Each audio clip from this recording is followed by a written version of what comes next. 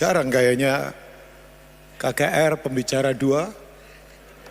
Karena jujur kita juga bingung mau ngomong apa dari awal. Jadi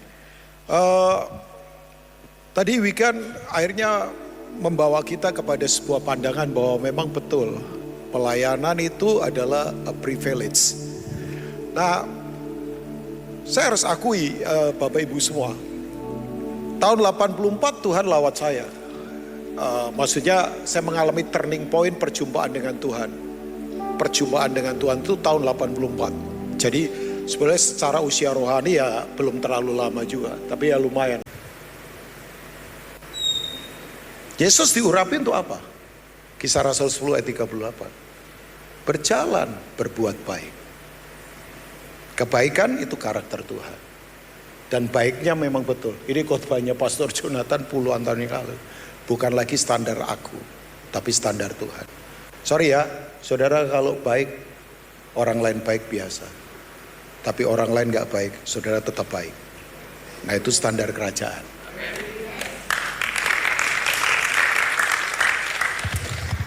Coba ke John 13. Saya tutup ayat yang pertama sampai ayat yang ketiga. Udah, saya selesai. Setelah ini saudara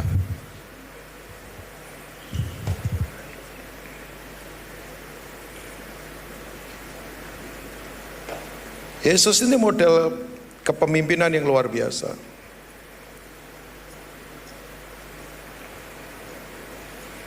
Saya beritahu ya Bapak Ibu ya, makanya siapa kita lebih penting daripada apa yang kita lakukan. Yesus itu dipuji Bapaknya waktu keluar dari sungai Yordan, belum melakukan apapun. Makanya orang kalau tahu identitasnya, siapa dia, otoritasnya, lain.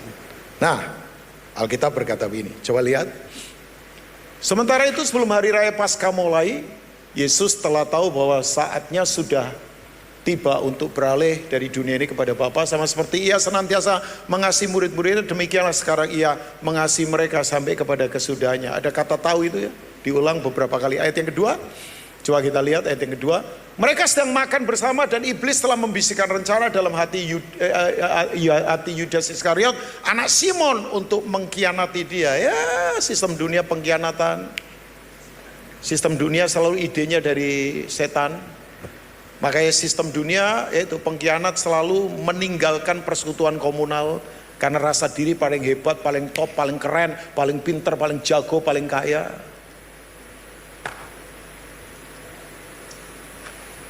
Ya, ini sebetulnya kan ide ini adalah ide tabrakan model kepemimpinan. Yohanes ini menarasikan kepemimpinan begitu luar biasa, ya kan? Dalam hati Yudas Iskariot. Ya, kadang memang betul kan Bapak Ibu ya. Hal-hal yang membuat kita jadi, ya istilahnya kesurupan itu dari hal-hal yang karena itu. Dibisikin keinginannya, dibisikin terus diberi makan, akibatnya begini. Ya. Tapi ayat yang ketiga, Yesus apa Bapak Ibu? Tahu bahwa Bapaknya telah menyerahkan segala sesuatu kepadanya. Dan bahwa ia datang dari Allah dan kembali kepada. Saudara, setelah itu apa? Ini kalau saya tarik ya, alat kepemimpinannya kerajaan Allah ada 3 saja. Handuk, ember, air. Tidak ada pistol. Saya ulangi, alat kepemimpinannya kerajaan Allah, handuk, ember, air. Kenapa? Membasuh perjalanan orang-orang supaya perjalanannya kuat. Kan ini dibasuh kaki Bapak Ibu. Karena itu bicara tentang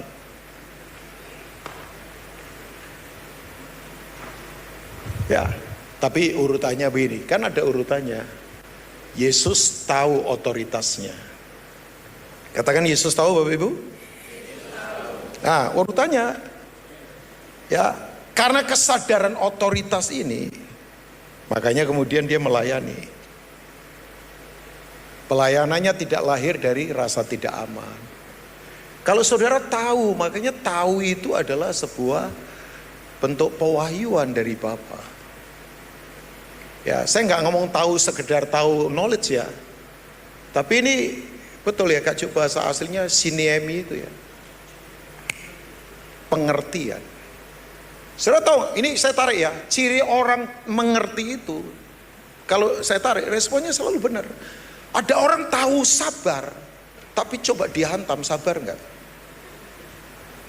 Jadi buat saya, mengerti itu adalah sebuah bentuk respon yang terus kita bangun. Saya jujur dulu emosional banget, padahal ya nggak bisa apa-apa, berantem juga nggak berani, waduh badan gede begini. Ya pendeta kan nggak boleh berantem. Pendeta berantem itu bukan pendeta, pendekar. Enggak, yang membuat saya berubah apa? Yaitu saya latih terus, saya latih untuk menjadi pengertian. Makanya sorry ya, banyak orang tahu Alkitab tapi sombongnya minta ampun. Banyak orang tahu Alkitab tapi bayangkan hatinya kerasnya minta ampun. Banyak orang tahu Alkitab, prakteknya nggak ada. Sekarang dunia butuh gambar, nggak cuma orang berteori. Makanya saya lihat betul, dia berkata begini, banyak orang punya kata-kata tapi tidak punya kehidupan sesuai firman. Banyak orang tahu gerak cepat tapi tidak tahu keheningan hidup. Banyak orang kemudian apa lagi? Ya, saya lihat berkata, banyak orang dekat dengan kematian karena pola hidup yang kacau, tapi tidak dekat dengan Tuhan. Itu yang dia tulis dalam bukunya dia kan, puisi ya, The City of God, tahun 1935. Saya baca ringkasan buku itu, saya kemudian berkata, oh, itu kan tadi the trailer of the Bible. Pastor sudah ambil 4 hal itu. Saya baru tahu juga itu ternyata tulisannya T.S. Eliot. Bukan teolog ya dia, tapi penulis puisi. Saya membaca ini, dia berkata, makanya Bapak Ibu sorry ya, kalau kita itu mengerti otoritas, gak akan panik, gak akan marah, gak akan iri sama orang, gak akan cara mainnya kasar, gak mengandalkan uang, gak ada di pola sistem dunia. Makanya khawatir itu adalah, menurut saya sih khawatir itu sombong karena orang mengandalkan tidak lagi Tuhan.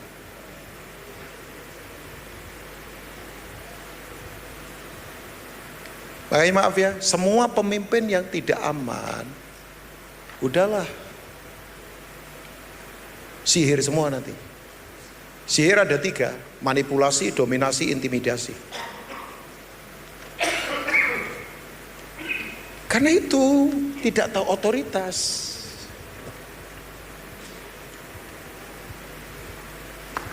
Otoritas untuk membangun, otoritas itu pro kehidupan. Otoritas itu selalu membuat kita punya hati seorang hamba. Makanya Yesus bayangkan, genuine banget.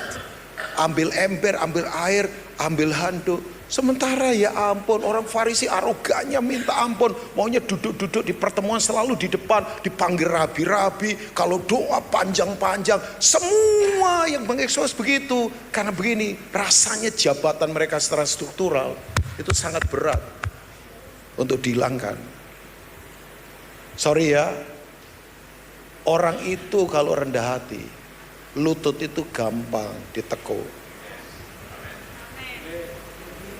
Itu kan yang membedakan antara Daud dengan Saul.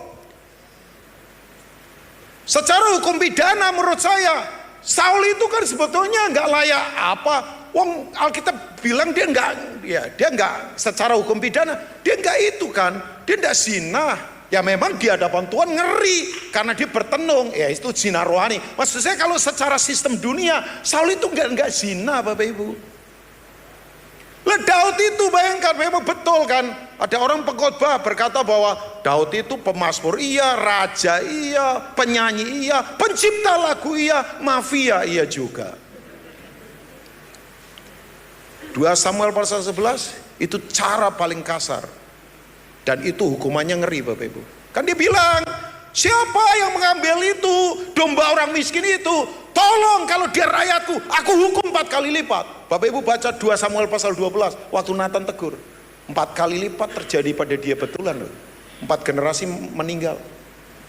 Satu anak yang sama Betsheba itu lahir gak lama mati. Yang kedua adalah Absalom. Yang ketiga Adonai. Yang keempat adalah Amnon. Empat-empatnya mati semua.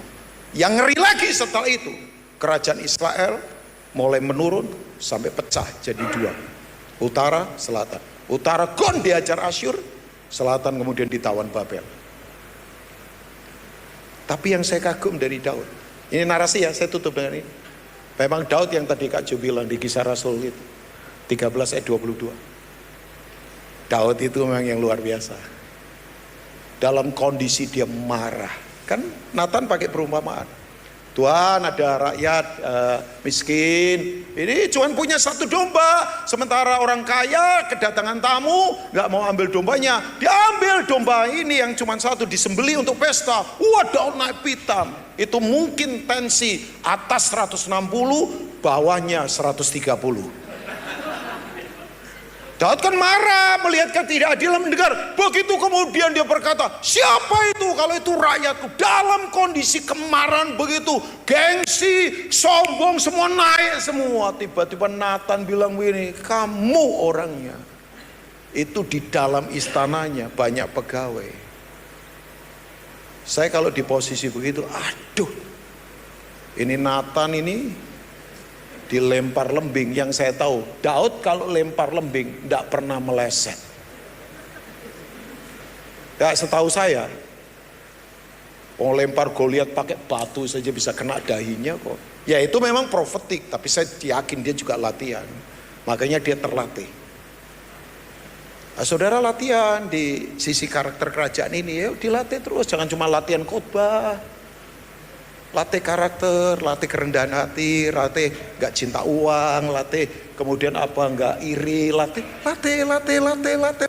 Jangan merasa bahwa sudah bergelar S2, S3, ya doktor, kabilator, radiator.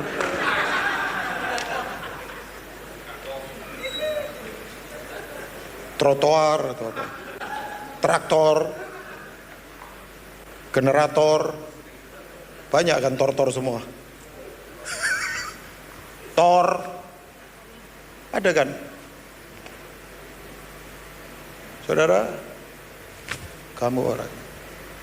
Itu kalau ada episode itu, saya mau memerankan jadi Nathan.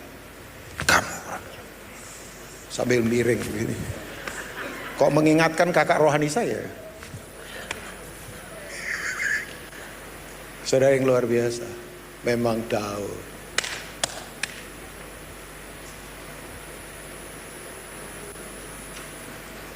Saya yakin di titik itulah. Saya yakin. Bukan di gelarnya, bukan di yang lain. Di titik itulah. Tuhan lihat orang ini. Saya yakin.